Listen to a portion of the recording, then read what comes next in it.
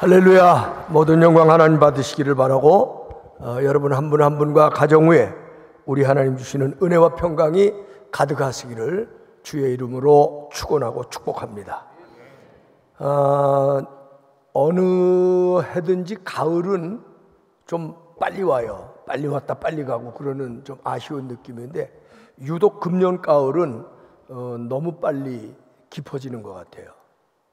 또 우리는 추수감사주일을 11월 첫째 주일로 지키니까 벌써 추수감사주일이 왔는데, 전통적으로 추수감사주일은 1년을 어떻게 보면 결산하고 마무리하는 그런 마음들을 갖는 거거든요. 벌써 추수감사주일이 왔는데, 감사주일을 맞이하면서 사실은 한 주일이 아니라 앞으로 11월 한 달 계속 한 해를 마무리하면서 어떤 감사 드려야 될까, 여기까지 오늘까지 하나님 함께 하신 하나님의 은혜가 정말 깊다고 하는 것을 생각하면서 잘 마무리하시는 그런 때가 되시기를 바랍니다. 때가 때라서 그런지 제가 요즘 갑자기 제 마음속에 이른 비와 늦은 비를 하나님이 많이 제때에 내려주셔야 되겠다, 그런 생각이 많이 들어서 오늘 이제 말씀의 제목이 한번 여러분도 다 따라해 주시기 바라요. 주님, 우리의 삶에 이른 비와 늦은 비를 내려주세요. 오늘 성경에도 그렇게 돼 있거든요.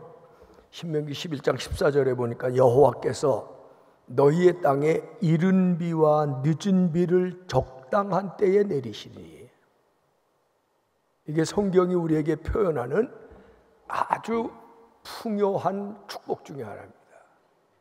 물론 이것은 농경 시대에 쓰여졌던 말씀이니까 농사를 하는 분에게 아주 직접적인 피부에 닿는 얘기긴 하지만, 이 얘기를 우리의 삶에 그대로 적용시켜도 우리가 인생을 살아갈 때에 때를 따라서 필요한 때 이른 비가 와야 되고 늦은 비가 와야 되는 거예요.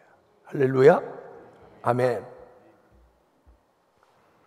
그래서 팔레스타인에서 농사를 하던 사람들은 이른 비 늦은 비를 엄청 기다렸어요.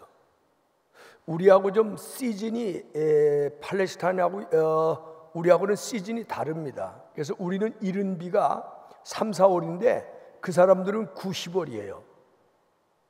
근데 그 성경적인 시즌을 맞춰서 기억하려면 어려우니까 그냥 우리식으로 그냥 얘기할게요. 1년에 3비가 있어야 돼. 그건 팔레스타인도 마찬가지고 우리도 마찬가지고 이른 비, 봄비입니다.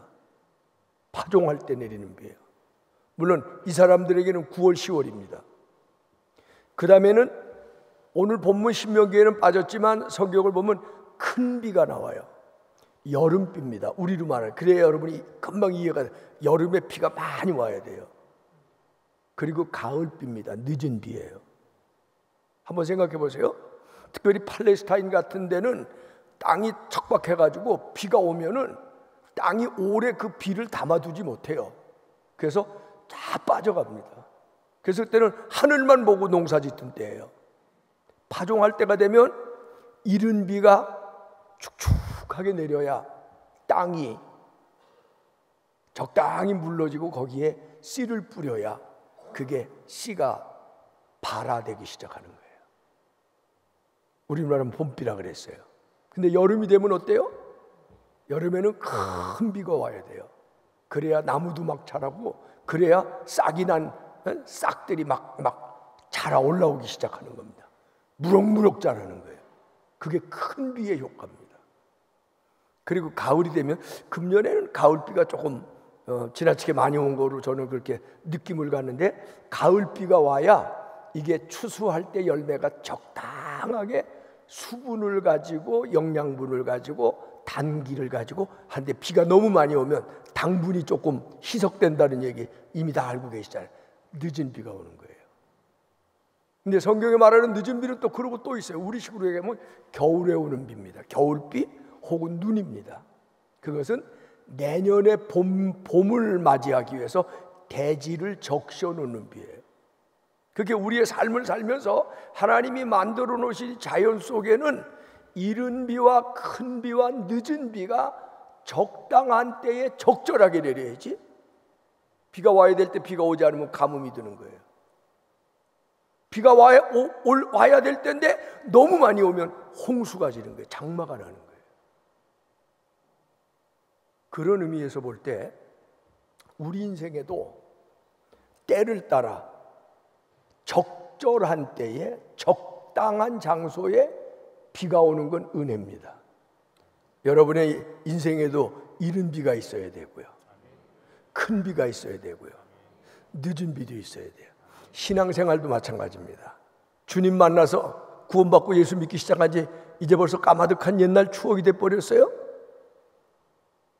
구원받을 때, 하나님의 부름받고 처음 예수 믿을 때 이른 비가 많아야 돼요.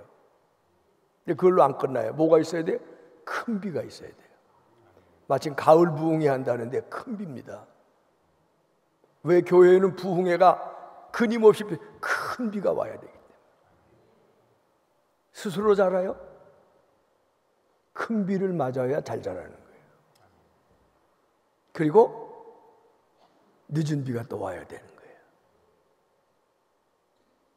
이런 마음들을 가지면서 다시 한 번만 정말 마음에서 이런 기도를 가지고 여러분의 남은 생애를 살아가면 좋겠어요. 저는 그렇게 살려고 그래요. 한번 따라 합시다. 주여, 우리의 삶에 이른 비와 늦은 비를 내려주세요. 아멘. 아멘. 옛날부터, 지금처럼 과학 문명이 발달하기 전에 옛날부터 사람은 하늘을 보고 산대요. 우리의 운명도 하늘에서 정한 것이고 우리의 인생을 얼마까지, 그것도 하늘에서 정한 거예요. 이른 비도 하늘이 정해주는 거고 늦은 비도 하늘이 정해주는 거예요. 여러분의 삶 속에 이른 비와 늦은 비를 갈망하는 그런 기도를 가지고 살아가실 수 있기를 주님의 이름으로 축원합니다. 몇 가지 오늘 본문 가지고 함께 말씀 나누려고 준비했습니다. 첫째는, 우리 기독교인들은 자연의 주인이신 하나님을 인정하고 찬미하면서 살아가야 하는 사람들입니다. 믿음이 뭐냐? 하나님이 천지만물의 창조주시고 주재자이시고 운행자이시고, 그것을 인간으로 말하면 인간의 역사를 주관하시고 우리 한 사람 한 사람의 생사화복을 주관하시는 하나님이신 것을 인정하는 거예요. 받아들이고, 그리고 그걸 고백하는 거예요. 하나님이 나의 주인이십니다. 하나님이 창조의 주인이십니다. 하나님이 역사의 주인이십니다. 하나님이 생사의 주인이십니다. 그리고 그것을 찬양하고 감사하는 것, 그게 신앙이라고 하는 것을 여러분은 기억하시기를 바랍니다. 이 땅을 창조하셨을 뿐만 아니라 운행하고 다스리고 계신다는 것을 인정하고 고백하고 표현하는 것이 우리 믿음의 고백입니다. 아멘. 그래서 그 유명한 에레미야 선지자도 에레미야서 14장 22절에 보면 이방인의 우상 가운데 능히 비를 내리게 할 자가 있나이까? 우상은 못한다는 거예요. 하늘이 능히 스스로 소나기를 내릴 수 있나이까? 우리 하나님 여호와여, 그리하는 자는 주가 아니시나이까? 하나님만이 비를 내리시고, 하나님만이 은혜를 주시고, 하나님만이 운행하시고, 하나님만이 역사하시는 분임을 여러분 인정하고 고백할 수 있게 되시기를 바랍니다. 그렇습니다.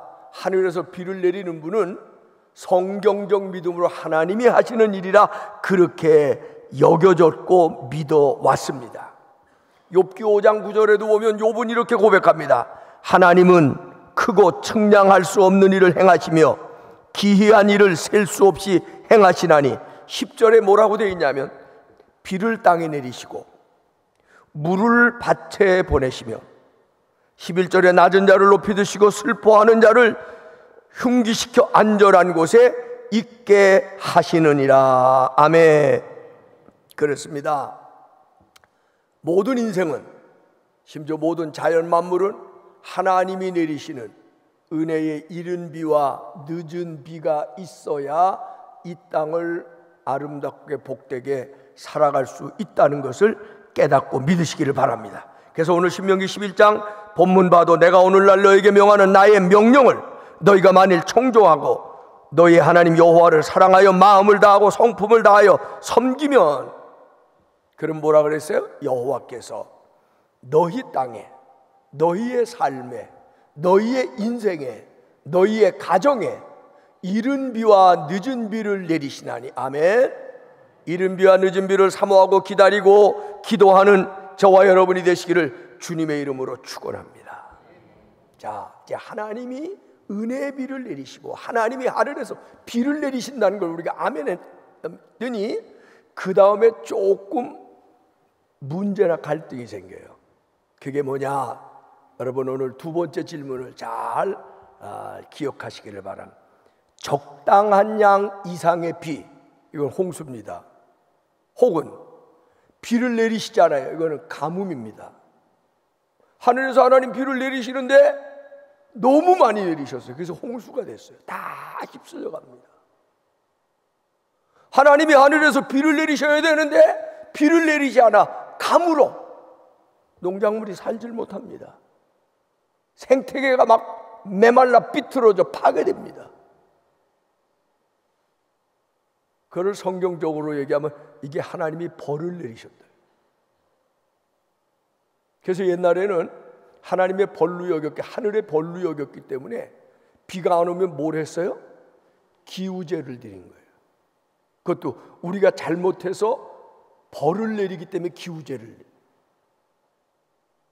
그 옛날에 기우제가 통하던 시대가 있었어요. 제가 어디서 들은 얘기인데 이건 좀 우스운 얘기인데, 아메리칸 인디안들이 비만 안 오면 기우제를 내린대요.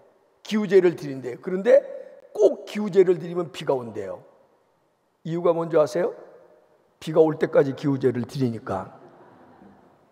그래서 그 사람들은 그 인디안 신앙이 하나 생겼는데, 뭐냐면 비가 안 오면 하늘에다가 어쨌든 기우제를 드리면 비가 온대.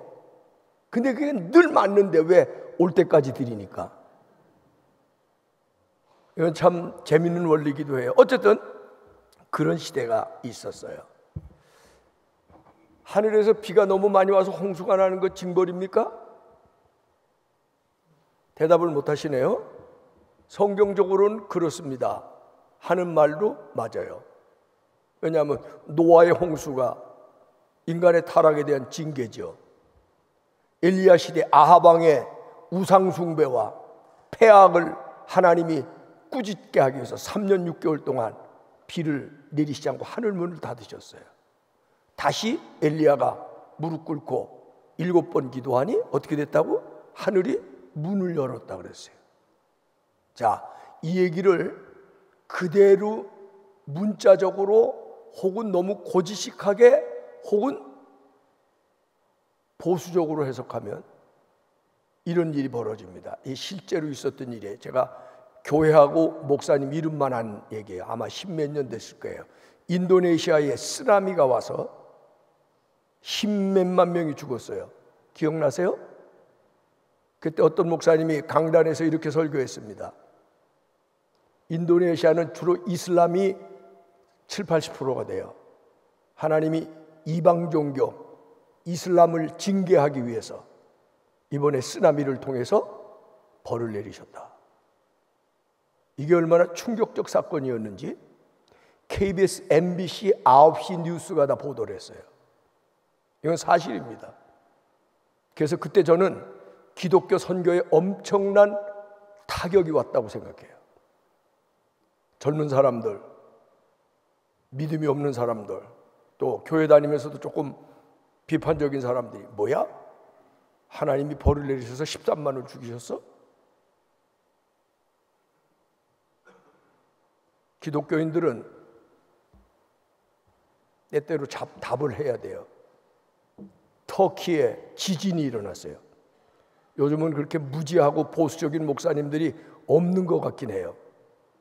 터키에 지진이 나서 수만 명이 죽임을 당했어요. 지진은 하나님의 징계로 표현되는 부분들이 구약에 분명히 있습니다. 여러분 어떻게 믿고 있어요?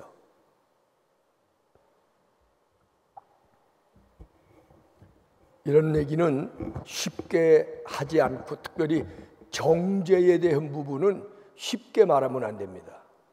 우선 제가 성경 하나 가르쳐 드릴게요. 욥이요, 엄청난 고난을 당했는데 그 고난을 당할 때 욥도 처음에는 하나님이 이러실 수 있냐, 나는 하나님 앞에 잘못한 거 하나도 없다. 그리고 친구들이 와서 따지면 야, 권선징악이 어디가 있냐, 내가 이렇게 선한데 하나님이 나에게 상을 안 내리시고 벌을 내리신다는 게 이게 말이 되냐, 뭐 이런 얘기들을 많이 하면서 욥기가 논쟁을 했어요. 근데 욥기 43장에 보면 욥기 끝날 때지요, 욥이 뭐라고 얘기해? 42장에 뭐라고 얘기하냐면 무지한 말로 이치를 가리는 자가 누구냐, 나는 깨닫지 못하는 일을 말하였고 스스로 알 수도 없고 헤아리기도 어려운 일을 말하. 사람들이 보면은요, 무지한 사람들 많아요. 얘만큼 알면서 이렇게 얘기해요. 얘만큼 알면서 목숨 걸고 주장해요.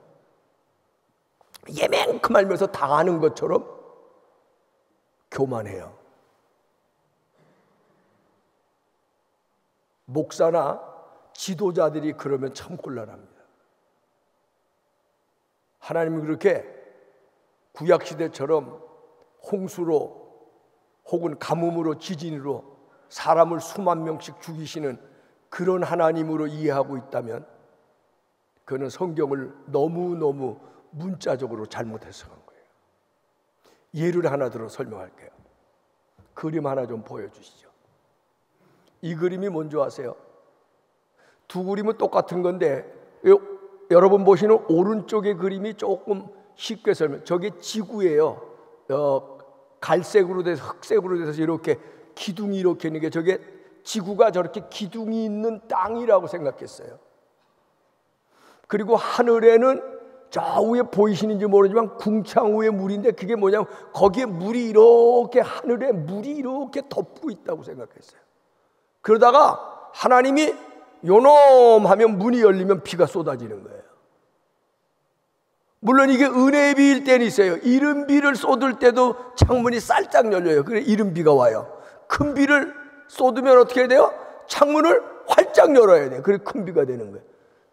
그게 성경 얘기예요. 성경의 왼쪽은 성경에 있는 우주예요. 우주. 태양도 저쪽에 있고 구름도 있고 뭐 이렇게 있죠. 자, 이제는 저를 보세요. 맨날 쟤만 열심히 봐서 이게 안 보여야 저걸 안 보지, 절 보라 그러지. 요즘 저렇게 믿는 사람이 있어요?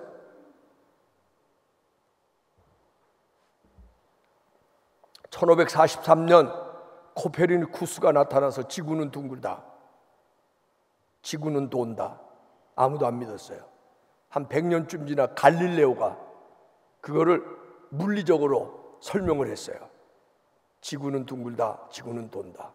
그랬더니 로마 교황청에서 종교재판에 갈릴레오를 끌어안혔습니다. 야 이놈아, 성경이 나오는 지구는 이렇게 기둥이 있고, 그래서 옛날에는 저 바다 끝에 못 갔어요. 무서워서. 왜? 바다 끝으로 가면 깊은 낭떠러지게, 그게 수올로 들어간다고 생각했거든. 그러다가 다 콜럼버스 같은 이들이 나와서 바다 끝도 가보고, 이게 다 비슷한 때예요. 갈릴레오 나오고 이럴 때. 지구가 성경에 가르친 대로 기둥이 있는 게 아니야. 저기 가면 절벽이 아니야. 이게 지구가 둥글어서 끊임없이, 그러면서 만유 인력이 둥근데도 똑바로 서 있는 이런 것들도 알려주는 거 아니에요. 이게 과학이잖아요. 그래서 비가 오는 게, 전에는 하나님이 하늘에서 이렇게 물을 가지고 있다가 요거 이쁜 놈 조금 이른 비 주자, 이쁜 놈 필요한데 큰 비 주자, 창문을 활짝 열어라, 그렇다고 그러다가 나쁜 놈이 있으면 요 놈한테는 그냥 왕창 내려서 홍수에 그렇게 우리가 생각을 해요. 이게 고대 성경적 해석이었어요. 과학이 우리가 보지 못하던 열쇠들을 열어놨어요. 비는 어떻게 와요? 수증기가 땅에서 올라가서 이게 대기 중에 있는 뭐 먼지나 알갱이들하고 결합하면 이게 물이 돼갖고 떨어지는 거예요.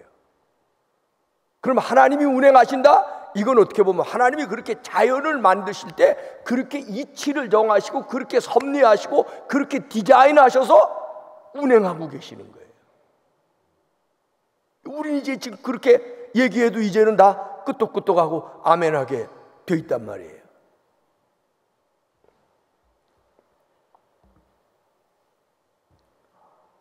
우리가 이런 거를 깨달으면서 하나님은 첫째는 자연의 이치, 자연의 운행 질서를 창조하신 후에 지금까지도 유지하고 계신다고 하는 걸 첫째는 알아야 되고요. 요즘 와서 북극에 얼음들이 녹았대요. 지구 수온이 올라가면서, 지구의 지온이 올라가면서, 그리고 바다의 수온이 올라가면서. 서울대학교 기후환경학과 교수님이 나오셔서 방송을 한번 하시는데, 앞으로 20-30년 내에 지구의 바다의 수온이 올라가고 북극이 녹아내리면 어떤 현상, 우리나라 광화문까지, 거기 그 그래프로 보여주는데 광화문에 있는 유명한 그 이순신 장군 동상 있죠? 거기 아랫단까지 물이 찰랑찰랑 들어오는 그래픽을 보여주더라고요. 우리나라도 그렇게 될지 모르겠어요. 그런데 지금 그렇게 얘기하는 사람들은 하나님이 무심하셔서 하나님이 바다로 심판, 이렇게 얘기하면 그거는 정말 무지한 사람이에요. 왜요? 우리가 너무 화석 연료를 많이 쓰고 가솔린 많이 쓰고 석탄 많이 쓰고 환경을 파괴해서 오존층이 파괴되고 대기가 파괴되고, 그래서 수면이 온도가 올라가면서 녹아지고, 그러면서 지구가 잠기게 된다는 얘기거든요. 물론 그걸 하나님의 심판으로 보는 그런 보수적인 측면도 없잖아, 있죠. 쉬운 얘기는 아닙니다. 그래서 이런 얘기를 할 때는 정말 깊이 기도하고 더 많이 하나님의 답을 구하고 더 많이 지식을 활용하고 정말 이성과 모든 것들을 동원해도 하나님의 징벌을 얘기하는 건 되게 조심스러운 거예요.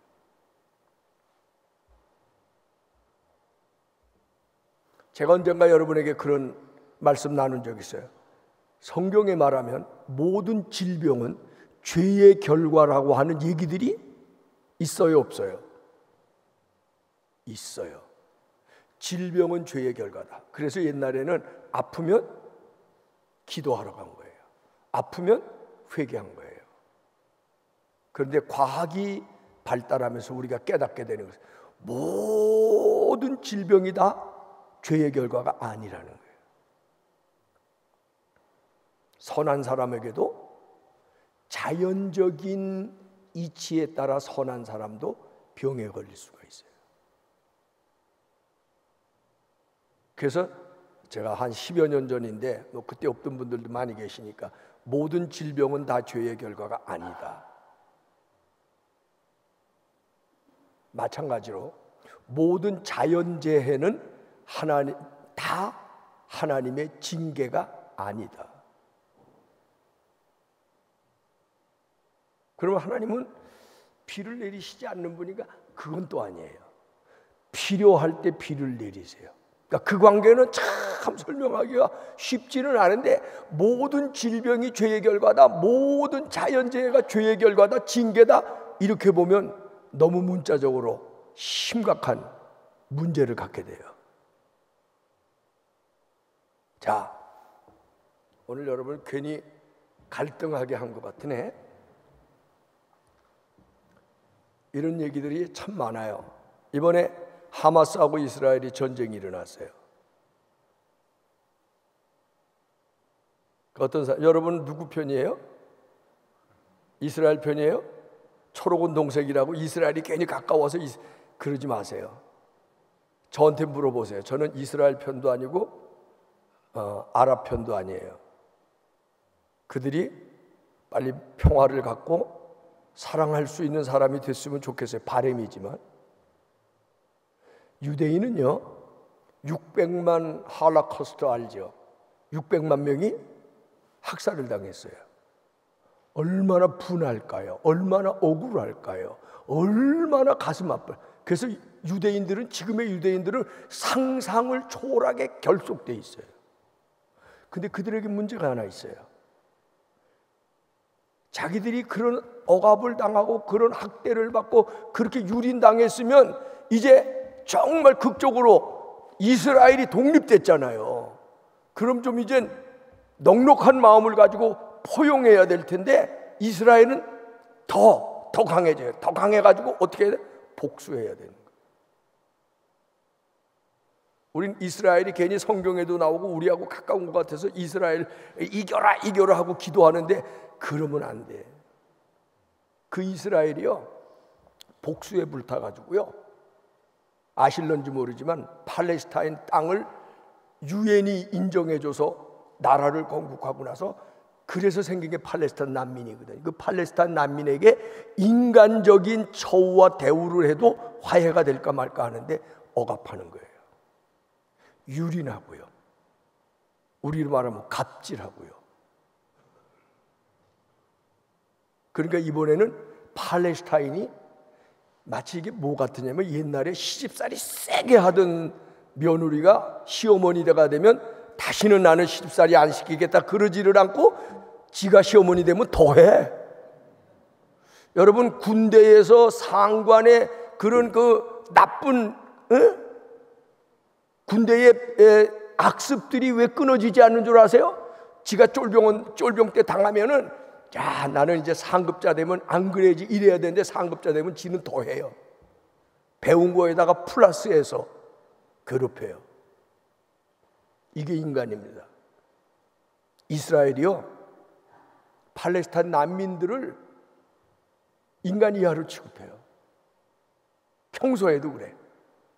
제재를 많이 하고 억압하고 빼앗고, 심지어 말하면 자기들은 하나님의 선민인데 이건 이방 족속들이야, 망할 족속들, 그렇게 보는 거예요. 출발이 그거예요. 그러니까 이번에는 좀 하마스가 심했죠. 수천 명을 죽이면서 아이들을, 그게 가짜 뉴스기를 말하는데 아이들을 학살하듯이 죽였대잖아요. 그러니까 그 소식을 들으면 우리도 분한데, 우리도 세상에 넘어왔는데 이런 놈들이 어디냐, 이거 쓸어버려. 이스라엘 사람들이 아주 명분이 하나 생긴 거예요. KBS, MBC, SBS도 방송을 해요. 왜 거기가 중동이 화약고냐? 거기가 유대교의 성지 예루살렘이 있고, 이슬람의 성지 예루살렘이 있고, 기독교의 성지 예루살렘. 그래서 어떻게 보면 이게 유대교, 이슬람, 기독교까지 거기다 갖다 집어넣는, 그건 예수님이 예루살렘에서 돌아가신 것뿐이지 그건 사실은 관계없어요. 유대교하고 이슬람의 싸움이에요. 근데 이들이 싸움할 수밖에 없는 건, 유대교는 지금도 구약인데 눈은 눈으로 이는 이로예요. 거긴 사랑의 개념이 좀 약해요. 이슬람에도 꾸란이 아니면 칼이에요. 꾸란을 받아들이든지 아니면 죽든지. 그게 이슬람의 특성 중에 하나예요. 기독교는 다르죠. 원수도 용서하고 사랑해야 돼. 지금 그게 없는 거예요, 거기에. 무슨 얘기냐? 우리가 너무 단편적으로, 문자적으로 보면 이스라엘이 하나님의 뜻이 이루어지고 이스라엘이 이번에 이렇게 기도하지 마세요. 그건 무지한 거야. 오히려 이스라엘을 긍휼히 여기시고 팔레스타인 난민들 더 긍휼히 여기시고 아랍 사람들에게 긍휼히 여기시고, 그렇게 우리가 접근할 수 있어야 되고, 하늘에서 비가 오지 않아도 이게 징계다, 징벌이다 그러지 말고 하나님 이 땅을 긍휼히 여기시고 하늘 문을 여시고,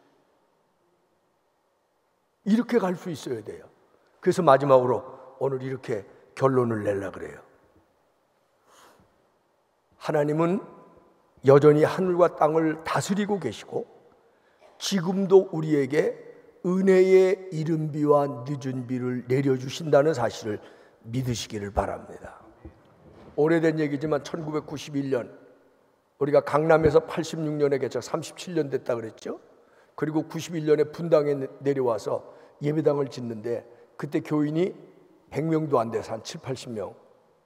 1년 예산 기껏 해봐야 7천만 원, 8천만 원일 때 무슨 배짱으로 무슨 용기로 했는지 모르지만 40억짜리 공사를 시작했어요. 땅을 사고.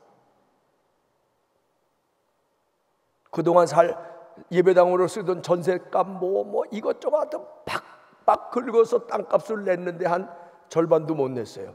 나머지는 융자 얻고 건축할 돈이 하나도 없어요. 그래서 직영하기로 하고 거기 가보셨어요? 저 분당 전에 있던 예배당, 지금도 분당 이마트 밑에 있는 거기에 지금 성식교회가 우리 교회를 지금 넘겨받아서 사용하고 그 옆에 주유소가 있는데 그 주유소에다가 비닐 천막을 쳤어요. 우리는 오갈 데가 없는 거예요. 그래서 비닐 천막을 쳤는데 그것도 너무 아까워서 제대로 한 전문가에게 안 하고 제가 철물점에 가서 철골 사가지고 위에다 비닐을 그냥 한 겹, 두 겹도 못 가 한 겹 이렇게 했더니 여름에는 너무 더워서 10분을 못 앉아 있을 정도야. 그리고 그때 우리 부인들이 그때 계시던 분들이 있어. 밤에 기도하러 오면은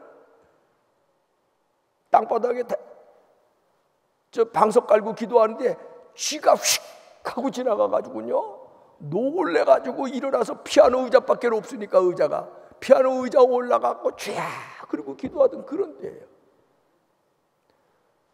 땅을 팠어요. 지하를 없는 돈에. 그리고 일단 슬라브라 그러죠. 뚜껑, 지하 뚜껑을 덮고는 들어간다. 뭐 건축허가 났든 사용허가 났든 우리는 갈 데가 없으니까.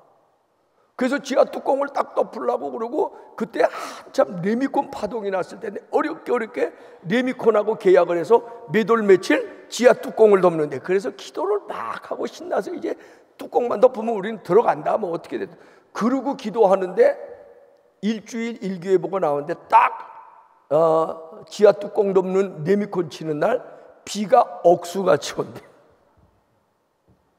그렇다고 그때 건축소장이 저한테 와서 목사님 레미콘 취소할까요? 그래서 내가 아니 지금 취소하면 언제다 한 달은 걸려야 예약 잡을 수 있을 거야.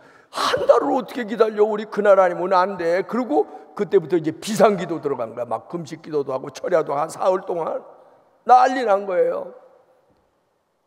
소장이 그 전날 퇴근하면서 나한테 그래요. 아유 내일 비 온다는데 레미콘 취소 안 돼도 내일 결국은 취소할 거예요. 그냥 할 수 없이 연장할 걸로 알고 계세요. 그러고 갔어요. 그런데 레미콘 치는 날이 왔어요. 비가 쏟아지는데 교회 있는 위에 북쪽 이마트 있는 쪽까지는 비가 엄청나게 쏟아져요. 그리고 거기 예배당 자리가 있고 탄천이 있고 길 건너가면 서울대 입구 들어가면서 조금 가면 미금역인데 거기도 비가 막 쏟아져요. 이건 현실입니다. 일어났던 일이에요. 우리 레미콘 닫힐 때까지 비가요 오고 싶었는데 못 오고 그래서 우리는 하나님이 막아주셨다고 믿고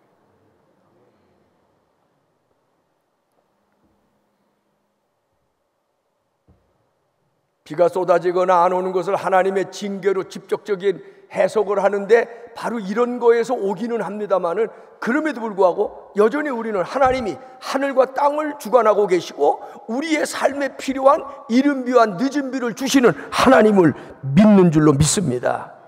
그래서 우리가 이 땅을 살아가면서 하나님 이 땅에 이른 비와 늦은 비를 주소서.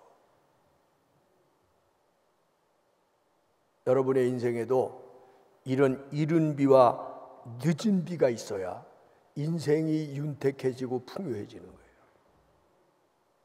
그래서 저는 이렇게 기도해요. 하마스와 이스라엘의 척박한 땅에도 이른 비와 늦은 비를 주소서.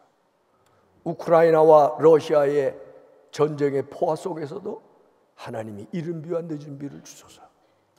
우리의 삶에도 우리의 가정에도 우리 불꽃교회에도 아니 분열과 대립과 반목으로 가득 찬 이 나라 이 민족에게도 이른 비와 늦은 비를 주소서.